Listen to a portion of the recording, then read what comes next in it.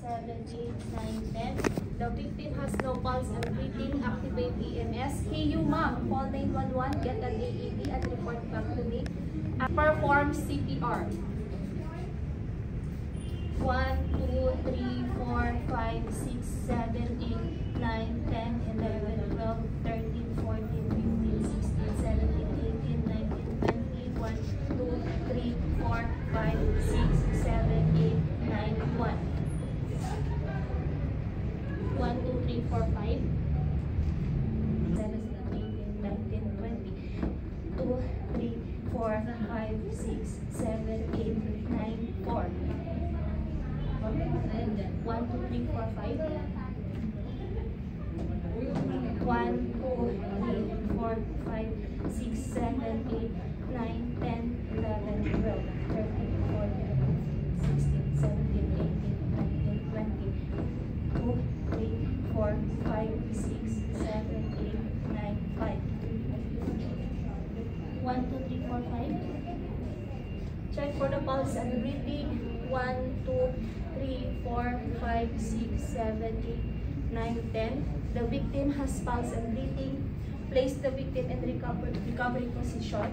And then perform a head-to-toe secondary assessment using DOTS. DOTS is check for deformities, open injury, tenderness, and swelling.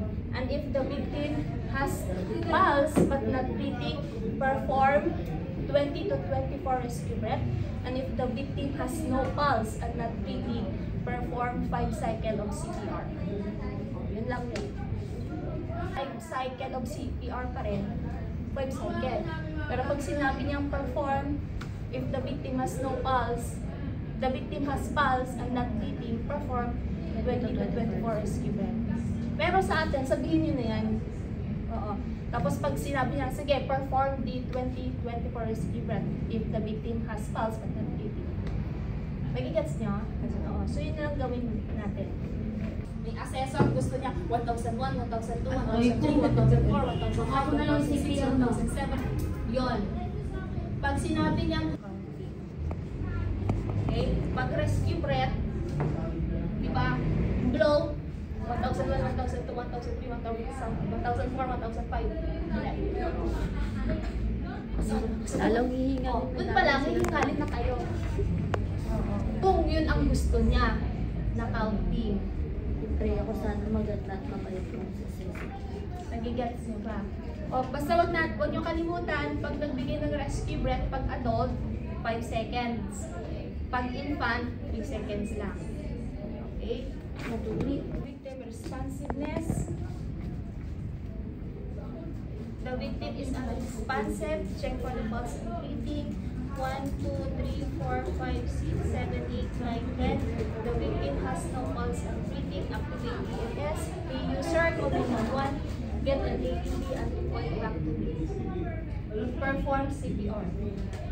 1, 2, 3, 4, 5, 6, 7, 8, 9, 10, 11, 12, 13, 14, 15, 16, 17, 18, 19, 20, 1, 2, 3, 4, 5, 6, 7, 8, 9, 10. One, two, three. 1, 2, 3, 4, 5, 6, 7, 8, 9, 2, 8, 9, 5. 1, 2, 3. Check for the pulse and breathing.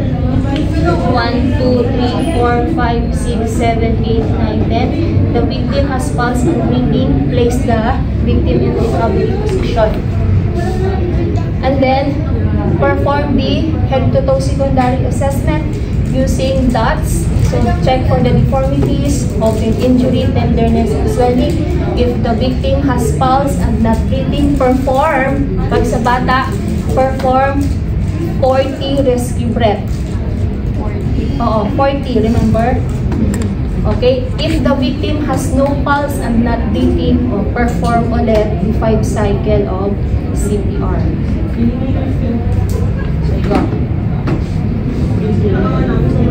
So, yun yung medyo aware kayo doon na nakakalimutan yung gawin. Ha? Head tilt, head tilt chin neck, then with the nose. Tapos blow. Ay, iba kasi doon. Pagkatapos, pag nag-infant airway, check mo gano'n na. Titingin ka nga doon. Survey the scene. Survey the scene is safe. Check for the infant airway. Obstruction at scene.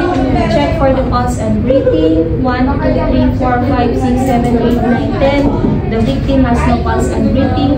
Activate EMS. Hey, you mom, call 911, get an AED and report back to me. Perform 5 back blows.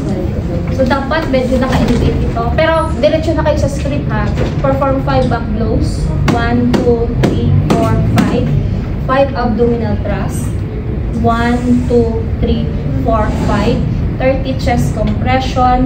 1, 2, 3, 4, 5, 6, 7, 8, 9, 10, 11, 12, 13, 14, 15, 16, 17, 18, 19, 20, 1, 2, 3, 4, 5, 6, 7, 8, 9, 10. Check for obstruction. Obstruction at scene. Give 2 blows. 1, 2, 3. Air bounces back. The victim is still choking. Perform 5 back blows. 5 back blows. 1, 2, 3, 4, 5. 5 abdominal thrust. 1, 2, 3, 4, 5. 30 chest compression. 1, 2, 3, 4, 5, 6, 7, 8, 9, 10, 11, 12, 13, 14, 15, 16, 17, 18, 19, 20, 1, 2, 3, 4, 5, 6, 7, 8, 9, 10. Check for the obstruction. Obstruction is seen. Remove obstruction by finger sweep. Give 2 blows. 1, 2, 3. Air does not bounce back. The victim is not choking. Check for the pulse and breathing. 1, 2, 3, 4, 5, 6, 7, 8, 9, 10. The victim has pulse and breathing. Place the victim in recovery position. Okay, and then perform ulit the secondary or head-to-toe assessment. Assess for the dots, deformities, or injury, tenderness, and swelling. If the victim has pulse and not breathing, perform 40 rescue breath. If the victim has no pulse and breathing, perform the 5 cycle of CPR. Okay na? So yung victim. Survey the scene is safe. Ayan, approach the victim. Hey you ma'am, do you need help? Pag tumango siya, okay, help the victim. Place the thumb inside the palm, ganito, and then place it above the navel, locate the navel, and then assist the other arm with your other hand, and then perform a perform the abdominal thrust or the Heimlich maneuver. Okay, so thrust the abdomen upward, upright, and then upward until the obstruction is expelled. If the victim is unconscious, place the victim in lying position, and then activate EMS. Hey you ma'am, call 911, get an AED and report back to me, and then perform 30 chest compression. 1, 2, 3, 4, 5, 6, 7, 8, 9, 10, 11, 12, 13, 14, 16, 17, 18, 19, 20, 3, 4, 5, 6, 7, 8, 9, 10. Check for obstruction. Obstruction at scene. Give 2 blows. 1, 2, 3, 4, 5. Air bounces back. The victim is still choking. 1, 2, 3, 4, 5, 6, 7, 8, 9, 10, 11, 12, 13, 14, 15, 16, 17, 18, 19, 20, 2, 3, 4, 5, 6, 7, 8, 9, 10. Check for obstruction. Obstruction is seen. Remove obstruction by finger sweep. Give 2 blows. 1, 2, 3, 4, 5. Air does not bounce back. The victim is not choking. Check for the pulse and breathing.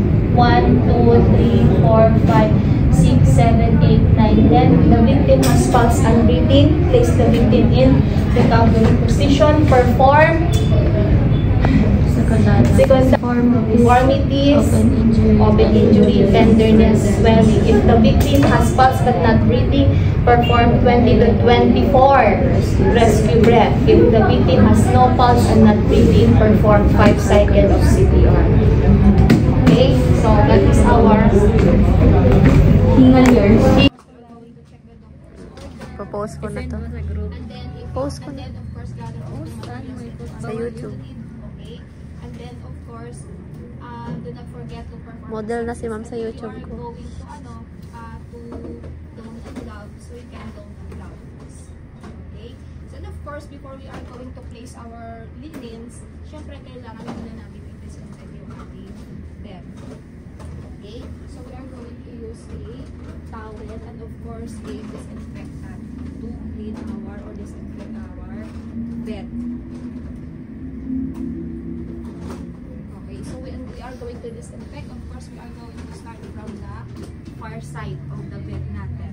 Okay, so nilinisin muna natin yung yung clean the side. Isa-isa ba kami dito? Pag mag-assist. Yes po, isa-isa. Pero, Ay, hindi kami sabay-sabay.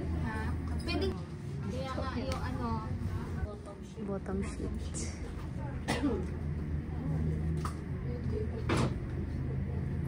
and then we are going to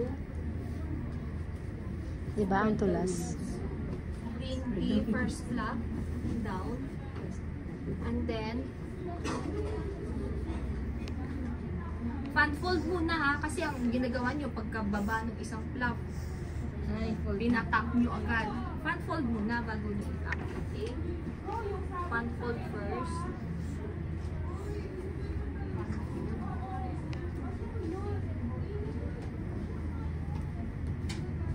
Use the back of your Paano na? and then Bakit? 1 to 8 lang? Ang dami kong video sa Bilis, sa cloud. Iba kasi, hindi nagawa nyo Sa cloud. Sa cloud. Kaya nahihirapan kayo mag May binili nun. and then, so after Nagbibili na ako sa taki, Mabili ka. oh, Diba 5 gigabyte yun? alam ko naman, sana kayo mag-mighty ring. Dapat nag 256 ka So, na. huwag masyadong iangat para hindi na yun. Alam. 256 to sa akin. So, what is the purpose of mighty ring? Ano nga yun? Sige nga, kung natatandaan niyo pa kung anong purpose ng mighty ring. Para not easily, Okay, so, Move. anchor the Anchor the bed. yung bed mo i-anchor kasi yung bottom sheet. So, hindi siya kung ganito ka, kung ganyan kadulas yung bed, ayan. So, dapat dahan-dahan. Ganyan Hindi lang siya ba bed masyado. Ha? Yan ay adjustable kasi may bed. Kasi meron tayong bed na adjustable. Okay? So, dapat it should be at the level of your stroke and tear crest, at the level of your hip. Kasi we are, you have to observe your proper body mechanics. So, kung masyadong mababa kasi yung ating bed, syempre lagi kang Masakit na yung nakayuko. likod. So, masakit yun sa balakang. Pero, kung hindi adjustable yung bed mo, ganyan lang. Okay? So, you have to still, Walang pa rin, choice. observe proper body mechanics. So, kung kailangan mo mag-bend ng paa, mag-bend ka doon. Kesa naman nakaganon ka, nakatuwan. Kung maaari, dapat nagkukuda nga kayo. Kuda ng about sa bed, hindi chip. Di ba dyan ka magaling atilan? So, dapat, syempre, Yung kuda niya, ano nga to? Paano nga? nagkukuda ka doon. Ano ba yung ginagawa mo? Di, magaling yan sa atilans mag-explain. Akala mo lang. Ano ba yung ginagawa Teacher mo? yan. Tanong mo, yung hingal niya, ewan ko lang ulitin. Okay, so after the rubber sheet, CPR daw mang paulit. Sabi mo, Islamic. the draw sheet below the rubber sheet. Bottom rubber draw. Bottom rubber draw, tas top sheet. Okay, so after the draw sheet, Bed. place the top Bed sheet.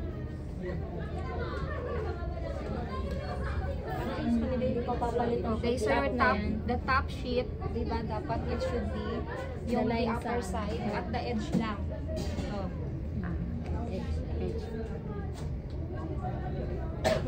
ayan, so dapat tandaan natin, ang top sheet sa unoccupied, ito yung kanyang posisyon. Iba kasi ang nasa ano ang nasa occupied. Okay, so fan-fold muna. Fan-fold. And syempre, huwag din kalimutan pag nagpe-perform ng hospital bed, it should be at the one side muna tayo. Hindi tayo tatalon dun sa kabilang side. Kung hindi Baka mamaya, tapos. may makita na naman kami, nilatag lahat ng linen. Merong gumawa nun. Oo, para gusto namin akitin at batukan eh. Oo. Kaso nga lang, hindi pwede kami umakyat. Eh, pinapanood nyo kami nun, di ba? Yes, pinapanood namin kayo sa CCTV. Ay, ang galing. Gagawa ninyo. Pagtapos nga ng OJT, uuwi ako na. Ay, naman, assessment. Okay, so place the top sheet doon sa baba ng draw sheet. Ay, tapos na Yung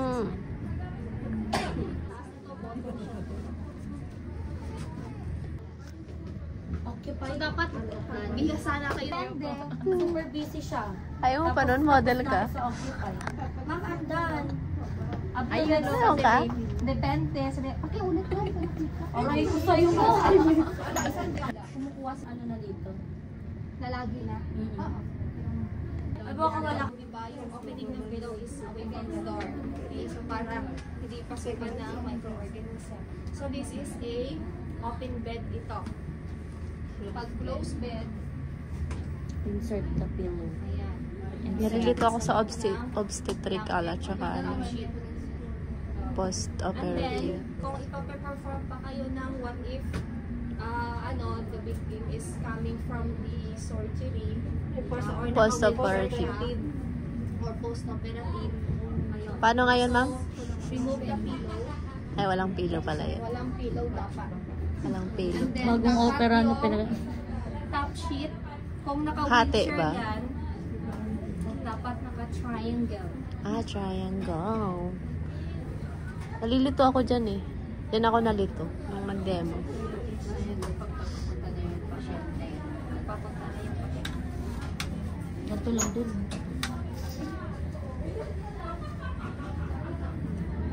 So, naka-triangle lang yung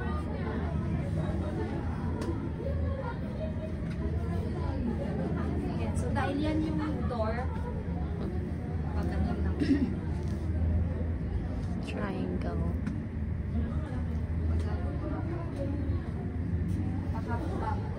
So dahil kung naka-wheelchair yan, hindi naman inoperahan sa ulo, pwedeng may unan yan.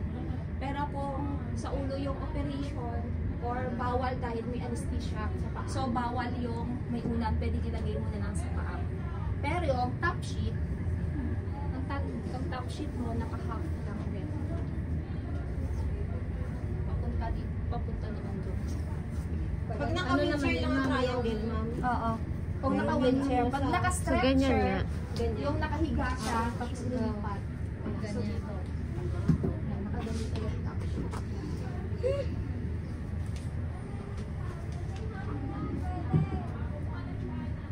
So, ang gagawin lang Post-operative. namin, ma'am, open and close, pag in-insist lang ang Pag access. sinabi ng assessor na mag-perform ka ng gano'n, gano'n.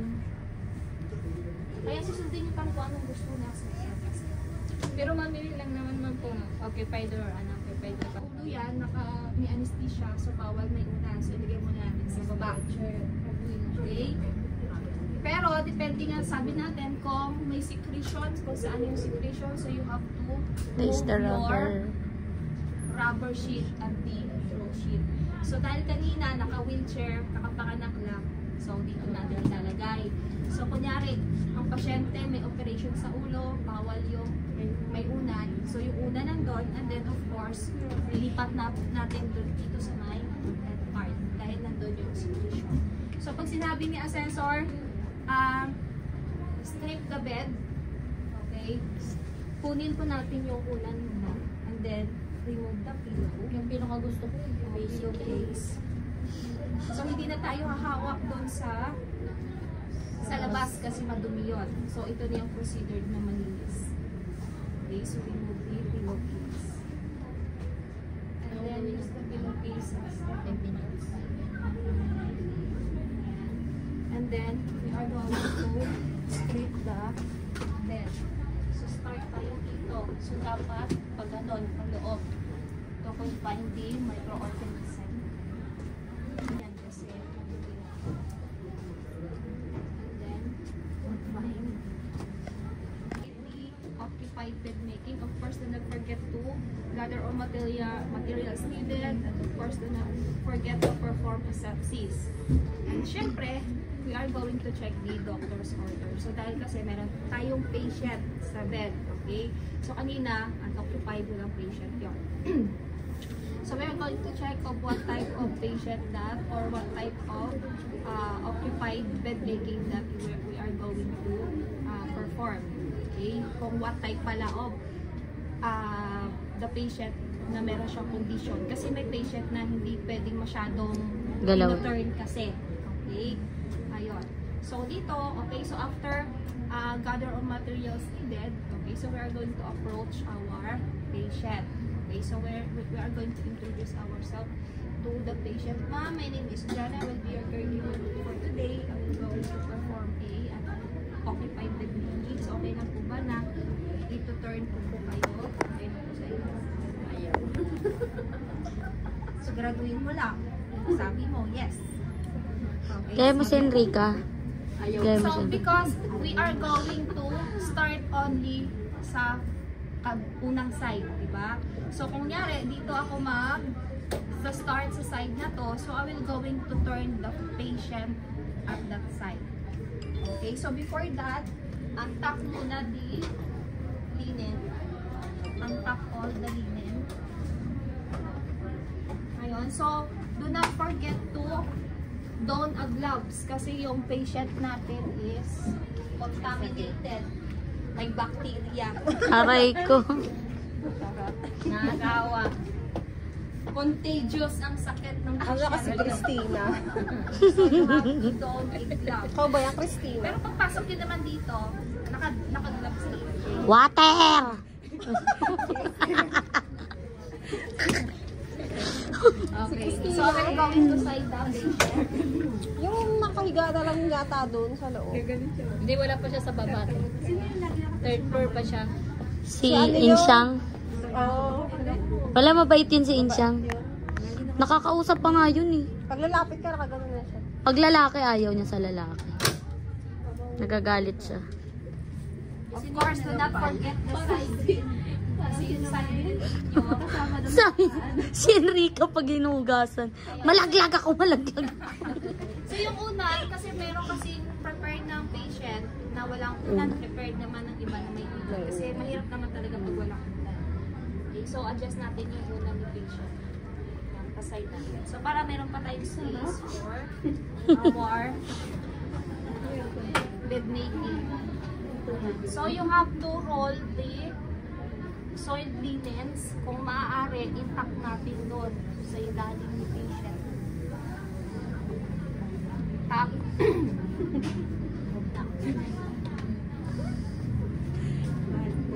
And then, do not forget to perform to disinfect the bed.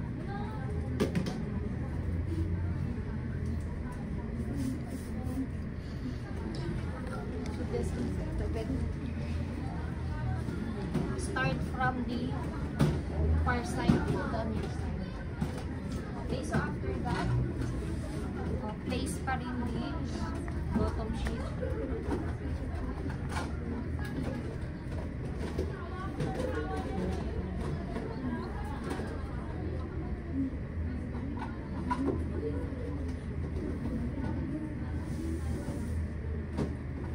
Huwag niyong kalimutan, baka mamaya nakakalimot na kayo mag-fold ng linens niyo, ha?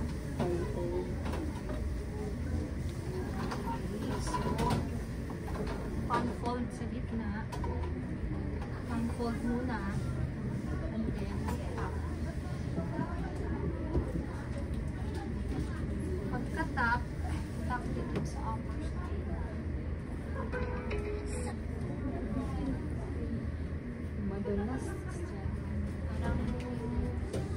naiinip na yung pasyente ko ah. Sarap mahiga ako dito. Stiff neck na. Stiff neck na ba? Tapos miter. So, miter.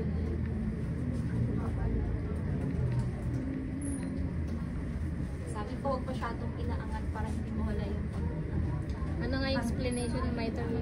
Miter. to anchor the lineage. To anchor the patient. To anchor the to anchor the linen to the mattress. To anchor the linen to the mattress. Para hindi ko malas yung siya natin naman.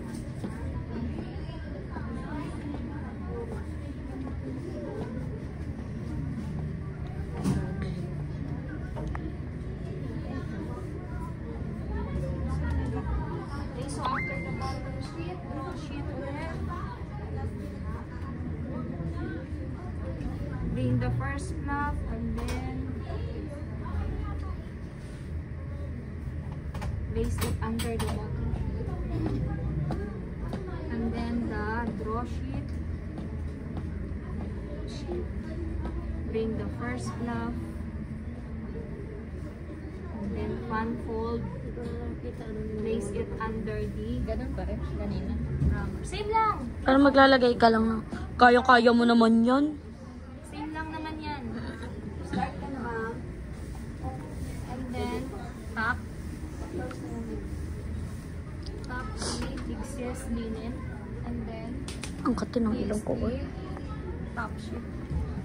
Maya ka pa. Place the top sheet. Bigat naman, Ali.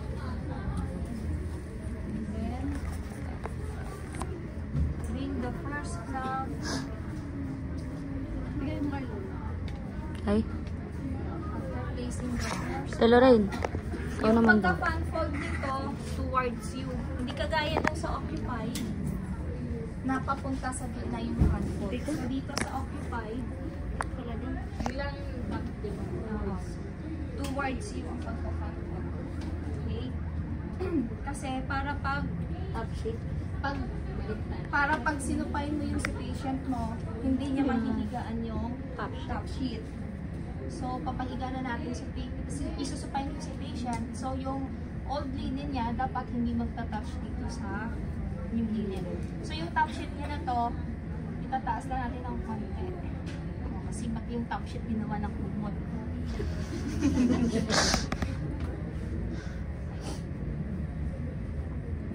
So, supain si patient.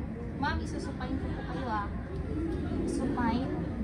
And then, dahil yung top sheet kasi natin, okay lang nakapataas. Kasi, pag pinag-usapan natin yung gravity, so yung microorganism pababa naman to.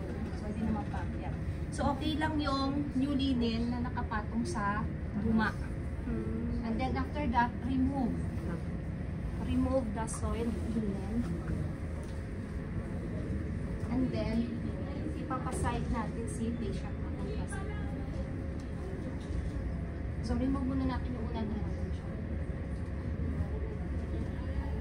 So, yung kamay ng patient, sa chest, and then yung paa. And then, isaside natin si patient papunta sa loob.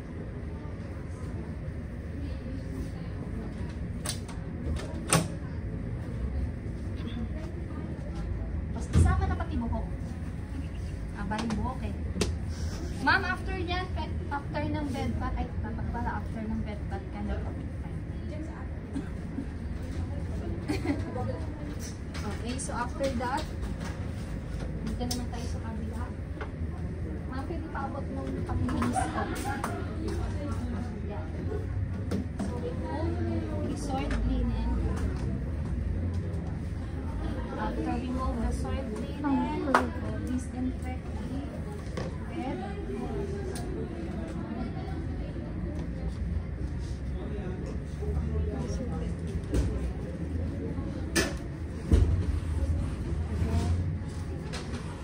So, depende naman yan kung gaano kadumi yung bed. And then, hold the bottom.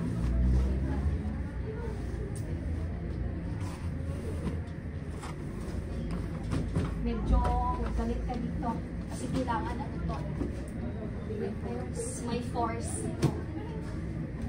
Ma'am, paano yung pagsa-assessment? Sino ang ano yung assessor ang higa? Dami. Dami.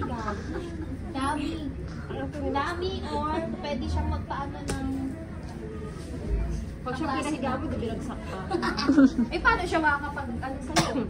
Hindi, sabihin ko mas madali kasi pag tunay na tao. Parang mas mabilis. Wala, ba matulas? Oo, madalas Sa butang. Ang magandang bed yan yung ano, yung kulay blue. Tsaka yan. Kasi hindi madulas yun. Kuha mo na yung ano. Nakakuha na kayo ng mga picture ninyo. Yes, ma'am. Si Ma'am Sana kasi wala. Ay, wala pa pala mo. Wala siya. Pero graduate na siya, ma'am. Siya kasabay Ay, ikaw. mamay, parelefant pala ako, ano? Tanong mo kay Ma'am. Kasi fully paid ako nun eh. And then, the folded rubber. And then, the brushin. Sige, Ma'am. Kung may exist, ha? And then, supine position mo na sa patient. Sabi niya, pagkita ka pa. Nangangawit na ako. Si Rosa, sabihin lang yan. Tagasaan ka. Tagasaan ka, Day. Tagasaan ka, Day. Una ka, sabihin niya. Tagasaan ka, Day. Diyan sa akin, may naguntok na. Kami nangungurot, tas ano, nanguubo sa mukha.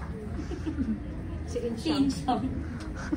Ang kulit nun, ma'am, pag pinapakain, ma'am eh. Nangungurot. Powder yung... Narinig ko rin. Nakurot na din ako noon. Nangungurot si Chinese. ano, no? Si ano, si Chinese. Yung ano. Yung pala yung Si Inchang. Hindi, of course, away from the door pa rin yung opening. Si Bea. Oh, Bea, oh, si Bea. Below. Okay, so ayusin na lang natin yung top sheet niya. And then, yung pinaka-bottom part ng top sheet, nakatak po sa ilalim ng hindi mo na siya kailangan i-half knife. Nakatak. So, ayusin lang natin yung top sheet.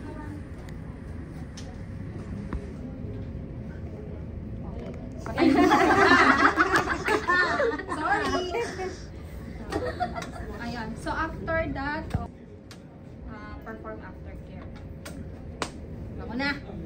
Gising na. Tanghali na, ma'am. Sabi ka natin. Again, the walker and the wheelchair. Okay? So, first what I will going to perform, I will going to teach my patient how to ambulate a crutches. Okay? So, before you are going to demonstrate that, of course, you are going to perform muna the asepsis kasi hahawak kasi tayo sa patient. Natanggal yung akin. Okay, sige. So, perform asepsis and then approach the patient and then explain the procedure to the patient. Okay, sir, I will go to teach you how to ambulate a assistive devices. So, first is the crutches. Okay? Of course, yung ating crutches is nakadepende kasi sa height ng patient. So, we are going to adjust our crutches. Okay? So, dapat our crutches, dapat should know what are the parts of our crutches. So, we have the underarm pad, and we have the arm grip, and then the adjustable button, and the crutch tip. Okay? So, we are going to adjust it. So, kung kasi laki ko lang yung aking pasyente, so you have to adjust the armpit or the arm pad at least 2 or 3 fingers or inches below the axillary. Okay? So, i-adjust ko pa ito ng konti kasi parang masyado mataas. Okay? So, ang pag-a-adjust, pindutin lang po ito and then move the crutch tip. So, isagad ko na kasi sakto lang po sa akin. Okay? So, adjust the crutch.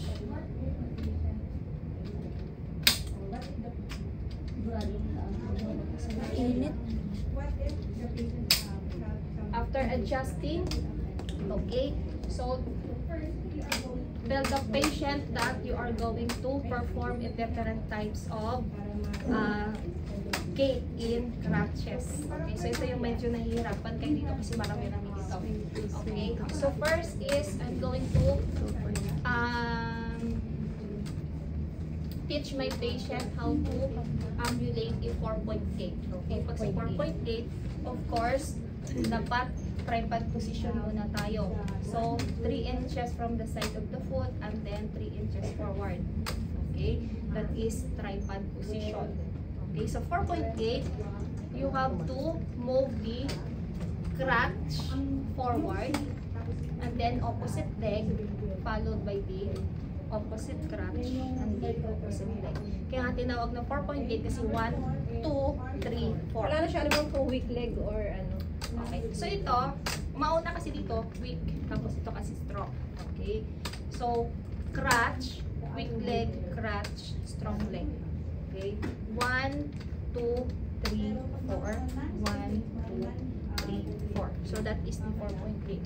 Pag sa 3-point gait, tripod position ka pa rin. Forward both crutches, followed by the weak, followed by the strong leg. Both crutches forward, weak leg, strong leg. Both crutches, weak leg, strong leg. So that is the 3-point gait. Pag 2-point gait, contralateral. So dapat sabay yung opposite crutch, wala natanggal na, opposite crutch and the opposite leg. Na, tanggal nga yung screw. Wala yung screw. So sabay yung opposite leg and the opposite crutch. Ganito. 1, 2, 1, 2, 1, 2. So that is your 2-point gait contra. Pag ipsilateral naman, same leg and the same crutch. Yung sabay naman yung gagalaw. Okay, tripod position. Ipsilateral. See ito, same side. So 2-point gait. Oo. Pwede naman dito kasi pwede naman. Oh! Okay. Tayo. Move both crutches forward and then swing along the crutch ka lang. Okay? Pag swing to. Swing across. Across along lang. Pag swing to. Pag swing through, swing across. Crutch across. Pass. So dapat yung weight po ng patient hindi doon nakalagay sa axillary pad kasi pwede magkaroon ng sciatic nerve injury yung patient. Okay? O paano naman pag ascending sa stairs? Okay? So pag ascending, dahil good girl goes to heaven. Good girl goes to heaven. Good leg muna. Okay, so good leg followed by the weak and then the crutch. Good weak crutch. Good weak crutch. Okay. Pag descending, crutches muna and then the weak leg and then the strong leg. Crutches and the weak leg and the strong leg. Crutches, weak leg and the strong leg. Nakukuha? Paano yung ano dyan, ma'am? Pag-assessment, lahat pa paano? Lahat yun. Sometimes, Oo. So, K naman tayo. Pati K. Oo. So, dapat yung K natin, you have also to adjust the K. Diba? At the level of your trochanter crest or sa hip level. Ayan. So, meron din tayong hand grip. Okay, ito. And then, meron din tayong adjustable button din ito na adjust din ito yung ating cane. Okay, so meron tayong different types of cane. Meron tayong quad, tri, okay, and meron tayong single dip lang. Okay, so yung ating cane, it should be at the strong side of the leg. Kung strong side mo kanan, dito siya sa kanan. Kung strong side mo is sa left, hindi na sa left side din siya. Okay? So basta kung saan yung unaffected leg, nandun si cane natin. Okay? So we have a two weight bearing sa ating cane. So we have your minimal and then maximal weight bearing. Pag sa minimal, you have to forward the cane, followed by the strong, and then followed by the weak leg. Okay. Cane, strong, weak, cane, strong, weak. Minimal yon. Pag maximal, cane, weak, strong. Cane, weak, strong. Cane, weak, strong. Nagigets? That's maximal. Pag maximal, ang uunahin mong i-step si weak. Pero mauna pa rin si cane. Okay? Pag nag-ascending naman sa stairs, mauna pa rin si good leg. Good, weak leg, tapos si cane. Good, weak, cane. Good, weak, cane. Tapos pag descending, cane, and then si weak, tapos si strong. Ano? Kasi dito ka na dito. O si cane, tapos si weak, tapos si strong. Si cane, si weak, tapos si strong. Oh, yung pinakamahirap sa lahat dyan, baka magkamali pa kayo. The walker and then walk along the walker lang. Okay? Walk along the walker. Pwedeng si either si strong or si weak. Cheer ang pasyente, assist the patient, the caregiver on the good side, di ba? Ay, on the weak side of the Weak patient. side, lagi Then nasa assist siya, pauupuin dyan. Meron pong ganun style si assessor. Hindi po basta nag-walk lang. Ganon. Minsan po, binasabi ng assessor ay, okay, use the walker assisted device, then transfer your patient from the walker to the wheelchair to bed. Or sometimes wheelchair to chair. Ayun. Okay? So, minsan po may ganong elaboration ang assessor. Okay, so for example, ma'am. Sige, balik. Use of the gate. So, paano mo siya i-execute on that particular term? Napatog naman. Okay?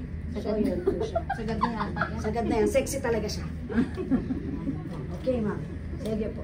So, the weak side is on the right position. Ano mo? Right ako. Sige. Sige, ma'am. So, right muna. Okay. So, doon po dapat siya. Hawak po si caregiver sa Sa weak side. belt. Then, paano mo siya ito-turn, ma'am? Assist the Assist the patient. patient. And then, tapos dahan-dahan kang, ano ma, mapunta dito sa... Dapat syempre nakalak pa rin ito. First and foremost, dapat po nakalock.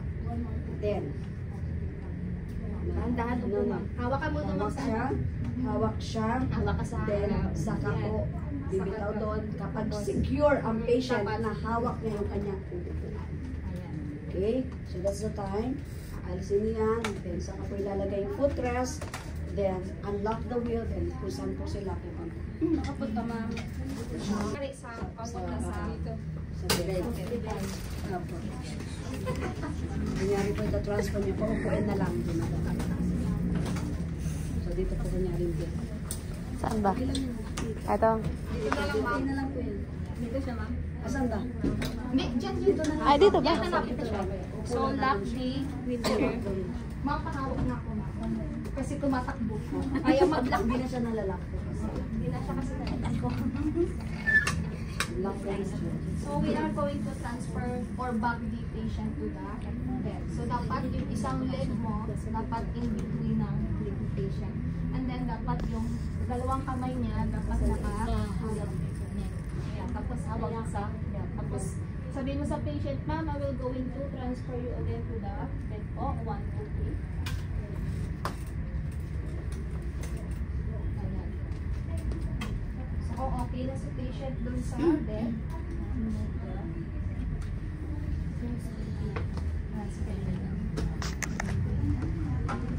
so kung kailangan siya ipaligan mo na. Okay. So, first and foremost po, check the doctor's order. Okay, after checking the doctor's order po, do hand hygiene, assemble all the things that you're going to use. Okay, then of course, you need to eliminate the room temperature. At dapat po not too cold na yung temperature niya. Close the windows and doors to avoid na mag-chill yung baby. Okay? Then of course po ay identify pa rin. Baka mamaya ibang baby yung iyong papaliguan. Okay? So assuming it's already done and prepared everything. So first po I will do the bottle sterilization process. So after do hand hygiene first, Of course po, you know the different kinds of sterilization process. We have the automated, we have the conventional way, and we have the AD. But on the demonstration, ito lang po talaga. Pero hindi na babanggitin mo. Hindi na. Okay? So we have two way of process of sterilization. So we have the automated and we have the conventional way. So first po, I dismantle everything. The bottle, the nipple, and the lid, and the cup. So after dismantle, okay, wash it first under running water to remove the milk residue, and then after washing it under running water, use a unscented soap on the water and to the bottles to remove the milk residue using the bottle brush. Okay, to the bottom of the bottle, to the side and to the outside of the bottle, and use for the bottle nipple brush to the nipple and to the lid of the nipple, and then use the bottle brush to clean the cup. Then rinse it in running water to make it sure that no milk residues will be left on the, still remain on the bottle. But if there is sometimes na meron pong milk residue na hindi talaga siya natunaw or na-dissolve, so you use warm water to dissolve first, soak it in the warm water first to remove all the milk residue that is hard to remove on the bottle. Then rinse it again, then clean it on the process of cleaning.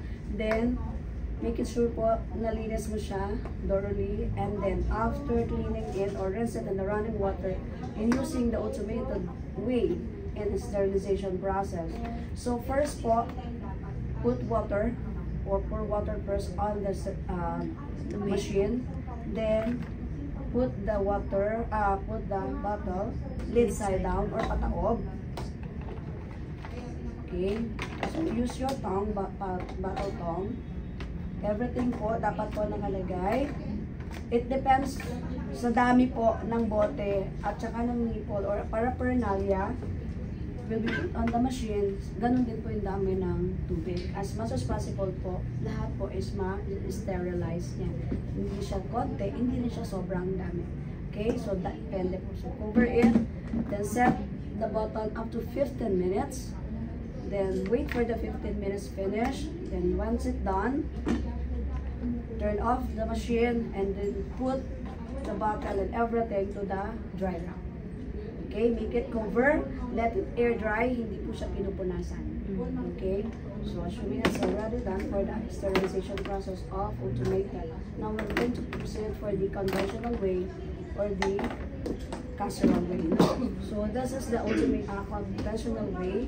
So ito po yung pinapakuluan sa kaserola. So lagay po ng water, turn on the fire, lagay ng tubig. It depends pa rin po sa dami ng inyo pong i-sterilize na paraphernalia ng baby. So cover it, wait until the boiling point reach. Kapag na-reach na po yung boiling point ng water, saka lang ninyo po ilalagay ang bote. Pataob ulit or lid side down, bottle first, boiled it for 5 to 8 minutes. Once it's done for 8 minutes, followed with the nipple and other paraphernalia, and boiled it or sterilized it for 5 to 7 minutes. So for a total of 10 to 15 minutes. So once it's done, the 15 minutes reach of boiling point, so turn off the fire, take off everything and put into the dry rack. Okay? So now let's proceed for the infant baby. So we have 3 stations in infant baby. So first po, we have the pre-station, inter-station, and the post-station process. Okay po. Then, first and foremost po, you need to check the doctor's order. What kind of procedure are you going to use or to do to the baby?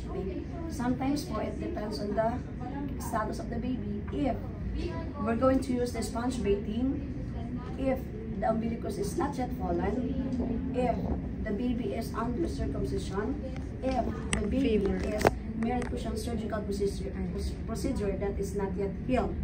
Okay? So, yun po yun. So, if the baby is already ready to do the tub bathing, saka lang po tayo mag-proceed. kung lahat po ng mga sinabi natin kanina, already fallen or tuyo na po yung umbilicus, not yet, ano na po yung, pwede na po siyang proceed dito kapag po tapos na yung kanyang mga wound or surgical procedure. Okay.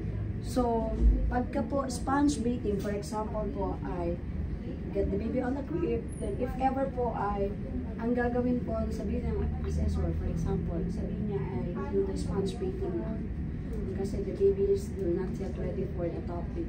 So, first and foremost po, check the vital sign or the body temperature of the baby. So, using the tympanic thermometer, okay, so for the tympanic thermometer, it is advisable. Sometimes for the rectal thermometer, advisable din yan, accurate din yan. Pero since it is an infant or baby, so use the tympanic thermometer, so wala naman tayo.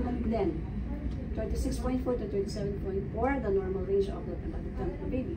Then, if ever po ay check the umbilicus, halimbawa po is not yet dry, for example. So, we're going to do the sponge bathing, how it will do. So, first po, remove the bonnet for sponge bathing. So, for the sponge bathing po, if ever po yun ang iyan sa inyo. Okay, so assuming this is a tepid water, so means it's not too hot, not too cold. Okay, so check first the water to be used using your elbow or your innermost. Okay, so as much as possible, change the water as needed. Okay, so after checking the vital sign, after checking the umbilicus, it's not yet fallen, so the baby will do with the sponge bathing. So first po ay ulo rin. Same with that procedure. But how it will do? So first po, dapat po may rubber mat din dyan para po at least po yung water niya ay hindi mag-exit. Yun po. So ganun po. Kung ano yung prescribed soap, ganun pa rin. So rub it gently pa rin. Then wash it. Then rinse it. Ganun pa rin. Hanggang punas lang. Then pat it dry. After that, proceed po tayo sa eyes, ears, nose, and face. Okay, so, tap lang po siya. Okay? Hindi po siya, as in, wala pong tubig talagang ganon. Katulad dito, na talagang binubuhusan natin ng water. Sa sponge bathing po, ganyan lang siya. Wala pong gamit na sabon sa mukha. Wala pong gamit na sabon sa mukha. So, after that, sa mukha niya, after sa mata, sa ilong, sa bibig, pagdating po sa bibig, ganun pa rin, oral care pa rin tayo using the gum brush or the silicone brush. Okay, so make a water or clean water, do the rooting reflex to open the mouth of the baby, and then once it's open, saka nyo lang po siya malinisin.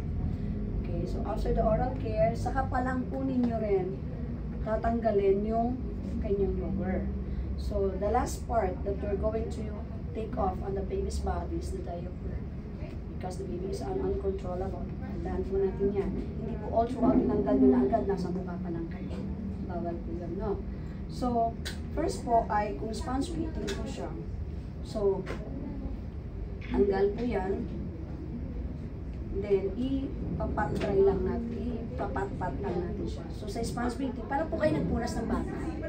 Okay? Ganun lang po siya. So, mula po ulit sa neck, down dyan sa mga extremities niya, then, papat-dry mo lang po siya. Okay? So, ganun lang din po. So, hanggang sa makababa po kayo dito. Then, the last part po ay yung diaper. Pero i-remove namin yung damit. Yes, ma'am. Nakalimot po siya. Dapat po ay nakaano siya. Kasi pupunasan mo siya all throughout. So, halimbawa po, sponge bathing po ako muna. So, for example po, put into the hamper. Okay? So, instead na dito, dito lang. Okay?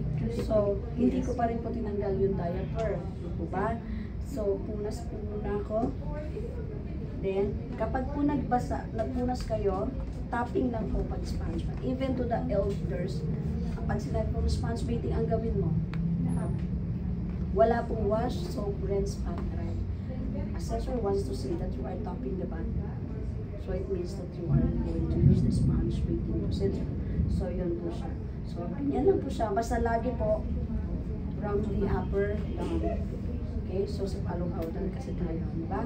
So, ganun din po siya. Then, tap lang po siya dyan. Then, dry mo siya agad. Then, another side. Wala na pong far end here because you are in the center. Di po ba? So, ganyan din po siya. Then, dry. Okay? Then, ganun din po siya sa kanyang lower extremities. Okay? Then, after that, saka mo lang po tatanggalin. Okay? So, the last part is the diaper. On the genital cleaning po tayo. So, assuming there is a stool. Let's say, for example, may poop siya or halimbawa po meron siyang dumi. No.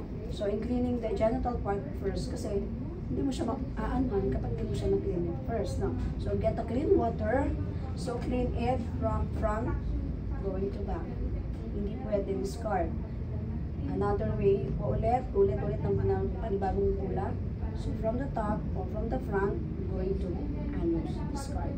Laging one stroke. Hindi pwedeng ginamit mo dyan, balik-balik. Bawal po yun, no? So, ganun po siya sa sponge bathing. Then, saka mo lang po siya dry, and then, saka mo lang siya bibihisan. Pag bibihisan mo po, unang ulit lalagay diaper. Okay? Then, after the diaper, bonnet. Then, saka po siya, if ever there is a medication needed, saka mo po ibibigay yung medication, followed with the umbilical procedure. Kapag ka po, kasi hindi pa fallen, di ba? So, you do the umbilical care. How will you do the umbilical care? For example po, the umbilicus is not yet fallen or not yet dry. So, we have two way po. So, for example po, pwede po siyang ganyan, drop, but we still have a boundary of cotton here para hindi mag-spell down, mag-split doon sa kanyang genital. Pwede po drop or pwede tap. Okay, so yun po yung two-way of cleaning the genital part if doing the procedure of sponge bathing. Pero nakasasayan tayo. Yes po, dapat. Kasi yun na po siya. Then saka mo lang siya bibihisan ng damit. Okay, so yun. Balik tayo sa tampat. Sa tampat massage. Kunyari may damit naman siya. Ganyan, sabi ko nga is check the room temperature, check the temperature of the baby, then check the water to be used, and then of course, if the temperature is normal, so proceed for infant. So first is take off the bonnet, and then use the football holding. So football holding po ay ganyan. So, ball holding po, ipit po yung kamay, ipit po yung body niya sa iyong kamay, sa iyong magilitan. So, close the ears, both ears, on your middle finger and your thumb to avoid otitis media. Then, use the water, and then yung soap niya, then gently rub to remove the seborrheic dermatitis. Okay? So, do not rub it vigorously. Just rub it gently. And then, rinse, and then, pagkatapos niyo po siya banlawan, saka niyo lang po siya ilalagay dito sa, balik niyo po siya dito, press station ulit. So, cover it ulit, then, balik. Just po, pwede po mawala kapag po naka-expose siya ng matagal. Okay? So, proceed po tayo dito sa kanyang eyes. Okay. So, using the clean cotton, clean the eyes from inner canthus to outer canthus pa rin. Ganun. Wala pong far or near. You are on the center from inner canthus to outer canthus, scarred. Then, clean the nose of the baby using the mitten. Use the cotton tip. Okay? So, clean water and then your mitten, pwede niyo po itap. Yan. Then the ears from the outer pinna to the inner pinna. Wag lang pong cotton tip. Okay? Then of course po ay yung kanyang oral care. Ganun ulit, do the rooting reflex to open the mouth of the baby. Saka lang po with the clean water. Then clean the face of the baby. So start lagi po from the frontal, sa kanyang nose, sa kanyang forehead, then pababa. Okay? Wala naman po or near. So, yan. After that procedure, sa katawan na. So, sabi natin, the last part that you're going to take off is the diaper. assuming already take out the clothes, going to proceed for the full bath na po sa So this is the cradle, bathtub po siya. So lagyan natin ng cradle para po support sa kanya. Okay? So put the baby on the top. So depende po sa edad ng baby. Okay, kung kaya niya na pong gamitin yan, or kung hindi po, pwede rin po using your arm. Okay, so kung hindi po, kanya kaya. Okay, so use the mitten. Okay, then, pwede pong ganyan. Pwede natin, or hindi siya mahirapan. Pero sa assessment, pinapalagay na natin. Ginamit na nila. Okay, so para ganyan lang po siya. Then, start from the neck. Pababa. Then ulit. Then, hanggang sa kanyang mga extremities. Pababa. The last part ay to gentle. So, the sandwich holding, para po patawagin siya. Or sometimes, kahit po ganyan na lang, kasi since may cradle, pwede pong ganyan. Okay? Kasi kung wala yan, to the sandwich holding din sa ganyan, di ba? So, since may cradle naman na, so ganyan lang po siya. Then, the last part will be the genital part. So, ganun pa rin, from the front to the back. Then, rinse it. Okay? So, ganun. Then, pat dry the baby, hold the baby, then cover. Dapat po ay mag-cover yung buong ng katawan para po hindi siya ginawin. Okay po. So, lahat po ng kanyang buong katawan. So, dapat po ay nakapalo. So, ganun din po. Ang una ay yung kanyang diaper. Kasi sabi nga natin, uncontrollable siya, no?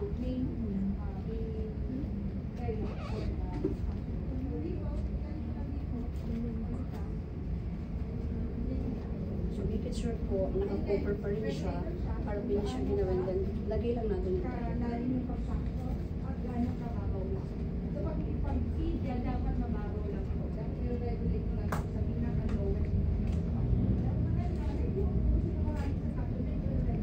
Okay. Then, do not, di ba sabi nga natin, hindi muna natin siya bibihisan. Di ba? Then, put the bonnet. After the bonnet, if there is a prescribed medication given by the pediatrician, dapat po nasa post station na siya. Tapos po, kung meron po siyang medication given, dapat po ay bibigyan natin siya. So, upright position, do the rooting reflex. Okay, after the rooting reflex done, pag nag-open na siya, on the side, hindi po diretso ha, sa side lang. Then, at least middle, halfway of the dropper must be inserted, filled with vitamins. Hindi po hangin. Kasi pag nakaganyan yan, wala siyang masusak. So, upright position, then, squeeze it gently. And after given and ay, saka mo lang po siya bibihisan. Okay? Then, first ay umbilical care. If, depende po kung kailangan pa siyang umbilical care. Pero kung hindi na, diretso, damit na. Okay? So, yun. So, isa na natin siya.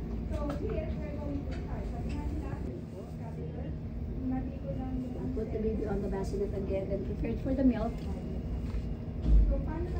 So, do hand hygiene. Then, prepare for the milk prescribed by the pediatrician. Okay? And then, dapat tubig na. Okay, bakit po? Kung ang ratio po, for example, the prescribed ratio is 1:1. So, dapat po water muna para alam mo sakto 1 ang 1 ounce po yung nilagay mo dyan ng tubig. Then, saka ka po maglalagay na ng milk. Okay, assuming there is a milk already. Then, cover it. Then, cover the cup. Then, we have 3-way, of course, ng pag-dissolve ng milk. Do not shake it vigorously, but rather palm rolling, swirling, or side to side. Sometimes, there's a scenario na hindi natin maiwasan. Shake it vigorously. So, what will we do? Take for a few minutes to let the bubbles down. Once it's done, wala na po lahat yung bubbles, saka mo lang po siya pwede i-offer. But you need to check first the milk, if it's hot or tama na. If before offering to the baby. So, saka mo lang siya kukunin. Upright position. Put the dripping cloth or the feeding lagay on the chest of the baby. Then, do the root reflex. Upright position. The bottle will be offered to the baby's mouth once it's open.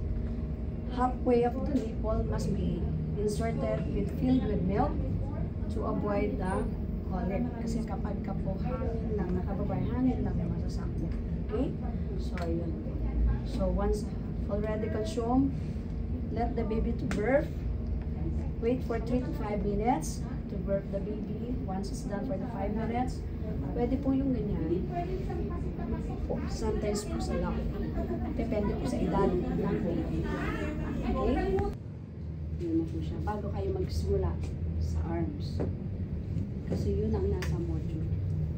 Okay? Yung iba po, nag-arms dito ay lagay nyo na po yung bath blanket. Take off the top sheet. Take off the bottom. Saka ka magpuproceed sa extremities. Yun po yung nasa module nyo. Okay? So, yun po.